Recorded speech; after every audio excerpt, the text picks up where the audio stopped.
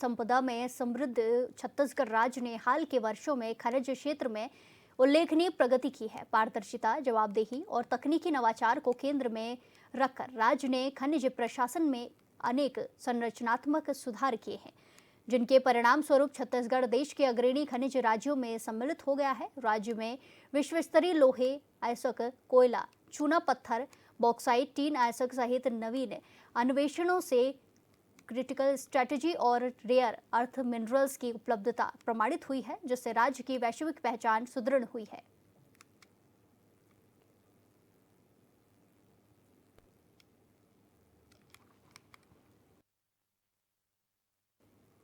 जगदलपुर में 1 से 8 अक्टूबर तक आयोजित स्वदेशी मेले ने स्थानीय संस्कृति और ग्रामीण आजीविका की अनूठी छटा बिखेर दी है। इस मेले में राष्ट्र ग्रामीण आजीविका मिशन के तहत गठित स्वयं सहायता समूह की महिलाओं ने अपने हाथों से बने उच्च गुणवत्ता वाले उत्पादों को प्रदर्शित और विक्रय कर आत्मनिर्भरता का एक संदेश दिया है। मेले में जिला पंचायत का स्टॉल आकर्षण का केंद्र बना रहा, जहां बस्तर और संभाग के अन्य जिलों की महिलाएं समूह की ओर से उत्पादित विविध सामग्री ग्राहकों को खूब लाभ में मिल रही है। इस स्टॉल पर विशेष रूप से हल्दी, मिर्ची, धनिया, तीखुर जैसे शुद्ध मसाले, साथ ही पारंपरिक व्यंजन जैसे महुआ लड्डू, इमली, चपाती, कुकीज और मिक्सचर उपलब्ध हो रहे हैं। इसी के साथ खबरों में आगे बढ़ते हैं। खबर जगदलपुर से है, जहां मंत्री केदार कश्यप ने बस्तर विकासखंड के सालेमेटा में लगभग 38 लाख रुपए के विकास कार्यों का भूमि पूजन और लोकार्पण किया। वहीं मंत्री ने कहा कि सरकार बस्तर के विकास के लिए प्रतिबद्ध है, ताकि शिक्षा, स्वास्थ्य और सुरक्षा जैसी सुविधाएं हर गांव तक पहुंचे और सोलर लाइट से गांवों में खुशहाली और सुरक्षा बढ़ेगी।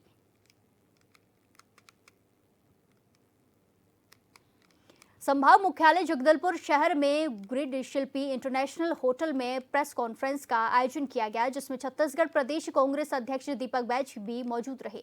इस दौरान एआईसीसी पर्यवेक्षक और संगठन सृजन प्रभारी सतगिरी शंकर उल्का ने कहा कि एआईसीसी को ओर से नियुक्त पर्यवेक्षक राज्य में तमाम जिलों में जाकर जिला अध्यक्षों के चयन के लिए जमीनी फीडबैक जुटा रहे हैं। कांग्रेस पार्टी ने संगठन को मजबूत करने के लिए सृजन अभियान की शुरुआत की है। इस अभियान की शुरुआत गुजरात से हुई थी और कांग्रेस के शीर्ष नेतृत्व ने साल 2025 को संगठन का वर्ष घोषित किया है। यह निर्णय दिसंबर 2024 में कर्नाटक में आयोजित कांग्रेस अधिवेशन में लिया गया था, जिसके तहत संगठन निर्माण का कार्य शुरू किया गया है। की सीमित नहीं रहेगा। एक बार डीसीसी प्रेसिडेंट जब हम लोग डिक्लेयर करेंगे तो उनका ट्रेनिंग कैंप भी होगा। उसका अभी गुजरात में जो बने 10 दिन का ट्रेनिंग कैंप था, जिसमें 2 दिन राहुल जी खुद जाके बैठे थे सुबह से लेकर शाम तक। 10 दिन का ट्रेनिंग कैंप गुजरात के डीसी प्रेसिडेंट्स को हुआ है। डीसी प्रेसिडेंट उनको कैसे और मजबूत करें, उनको कैसे और ताकत दें। एंड फाइनली ये है कि उसको हम चाहते हैं कि जब टिकट का बंटन हो, टिकट जब सिलेक्शन होता है तो वो सीईसी में डीसीसी प्रेसिडेंट, अगर जगदलपुर या बस्तर कोंडागांव के विधायक का टिकट की नियुक्ति हो, सीईसी में बैठ के अपने राय देगा सीईसी कमेटी के साथ, जिसमें राहुल जी, खारगे जी, केसी वेणुगोपाल जी, सचिन पायलट जी, प्रदेश अध्यक्ष जी, ये सब बैठते हैं। वहाँ पे एक डीसीसी प्रेसिडेंट भी बैठे। तो ये सब चीजें आगे के दिन में हम और भी ये कोशिश करेंगे कि डीसीसी प्रेसिडेंट को और कैसे मजबूत कर पाए और उसको कैसे ले पाए। झारखंड के युवा आदिवासियों ने बैठक में कुर्मी समाज की एसटी में शामिल किए जाने की मांग का विरोध किया है। बैठक में तय हुआ है कि 17 अक्टूबर को राज्य भर के आदिवासी हुंकार महारैली के लिए जरिए अपनी आवाज बुलंद करेंगे। रैली में बड़ी संख्या में युवाओं के शामिल होने की उम्मीद है।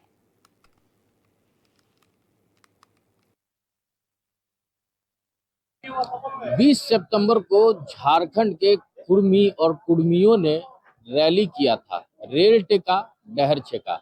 रेल टेका डहर छेका का जो कार्यक्रम था, जो आंदोलन था, वो इसलिए किया गया था कि वो एसटी कोटे में शामिल होने की मांग को लेकर आंदोलन प्रत्येक वर्ष, यानी कहते हैं कि 100 सालों से ये आंदोलनरत हैं इस कोटे को लेकर, इस मांग को लेकर। तो ऐसे में अब झारखंड के आदिवासी समाज भी चुप नहीं है।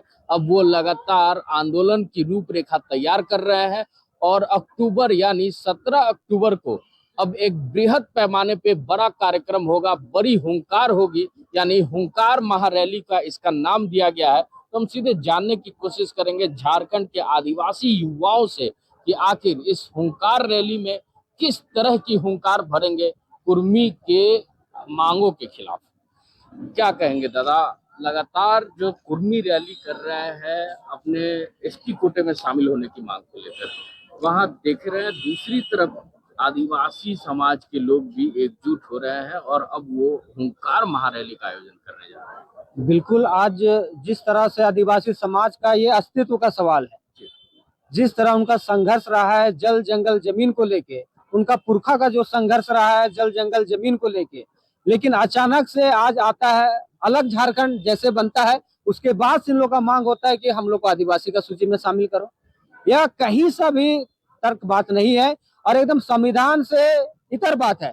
क्यों अपने आप जो भी आंदोलन करे संविधान हित में कर रहे, ये आप बताते हैं समाज को, लेकिन रेल टेका आम जनता को परेशान करना, केंद्र सरकार राज्य सरकार का क्षति पहुंचाना, ये कहां से संवैधानिक मांग है? अगर आपकी लड़ाई संवैधानिक है, आपके पास दस्तावेजी सबूत है, दस्तावेज है, आप उस पटल में जाइए जहां पे सुनवाई होगा। आप कोर्ट के माध्यम से, आप राष्ट्रपति के माध्यम से, आप हमारे जनजाति आयोग है उनके माध्यम से आप पैरवी कर सकते हैं। निश्चित तौर पे पूर्व के भी जितने भी जाति थे उनको जनजाति में शामिल किया गया, क्योंकि एक मापदंड है, संविधान का मापदंड है। 342 में अगर उनको एंट्री करना है, उनका मापदंड तय है, उसको फिल करिएगा, निश्चित तौर पे आदिवासी समाज आप आदिवासी बनिएगा। लेकिन ये पॉलिटिकल प्रेशर बना के डॉक्यूमेंट्री में फेल हो चुके हैं, पॉलिटिकल प्रेशर बनाना चाहते हैं, चाहे केंद्र सरकार की बात हो चाहे राज्य सरकार की बात हो। बोल के मुख्यमंत्री भी हमारे जो आज हेमंत सोरेन है उन्होंने भी साइन करने, उनके मांग पत्र में साइन करने का काम किया था। यह विडंबना है।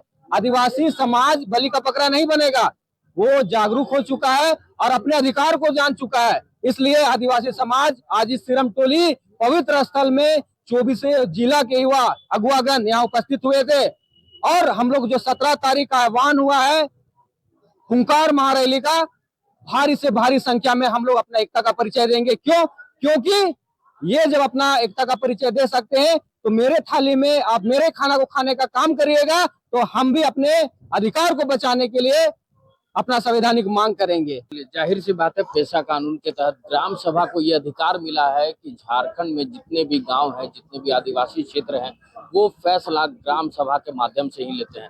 हम कुछ और जो झारखंड के जो आदिवासी नेता है, युवा नेता है, उनसे हम जानते हैं कि आखिर 100 सालों पहले से कुर्मी मांग करते नजर आ रहे हैं कि हमें एसटी कोटे में शामिल कर दिया जाए। दिक्कतें कहाँ आ रही हैं, कहाँ दिक्कत आ रही है मैडम? वो 100 सालों से कहते हैं कि हम मांग कर रहे हैं, लेकिन आज तक हमारी मांग को माने नहीं गई। उससे पहले वो आदिवासी समाज में ही सम्मिलित थे, उनका कहना है। देखिए, सबसे पहले तो जोहार। आज हम इस प्रांगण में एकजुट हुए हैं तो हमारा मुद्दा यही है कि लगातार जो कुर्मी कुर्मी समाज के लोग अनुसूचित जनजाति सूची में शामिल होने की मांग कर रहे हैं, ठीक है, उसके विरोध में हम यहाँ पर एकजुट हुए हैं। आपने जैसा बोला कि 100 सालों से वो मांग कर रहे हैं, पर ऐसा बिल्कुल नहीं है। आप अभी जाएंगे महतो समाज के लोगों से बात करेंगे तो सच्चाई खुद ब खुद वो अपने मुंह से ही कबूल कर लेंगे, ठीक है। तो लगातार जो ये रेल टेका डहर छेका, मतलब ये राजनीतिक दबाव बनाकर चाहते हैं कि आदिवासी सूची में शामिल हो जाए, तो ऐसा नहीं होने वाला है। बात है हमारे यहाँ पर अधिकारों की। हम आदिवासी को लड़ना इसलिए पड़ रहे हैं क्योंकि वो हमारे अधिकारों का हनन करने के लिए आ रहे हैं। क्यों आ रहे हैं? क्योंकि उनको आरक्षण का लोभ है। वे बात करते हैं कि जब हम आदिवासी सूची में, अनुसूचित जनजाति सूची में शामिल होना चाह रहे हैं तो आदिवासियों को क्यों इतनी दिक्कत हो रही है, वो क्यों विरोध कर रहे हैं।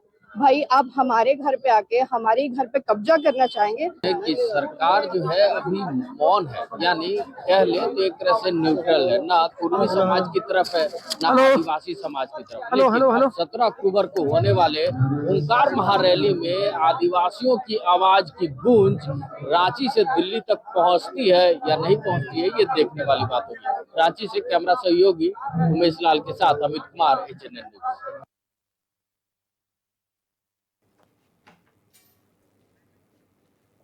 इस बुलेटिन में फिलहाल के लिए इतना ही। बाकी तमाम खबरों के लिए देखते रहिए HNN 24/7।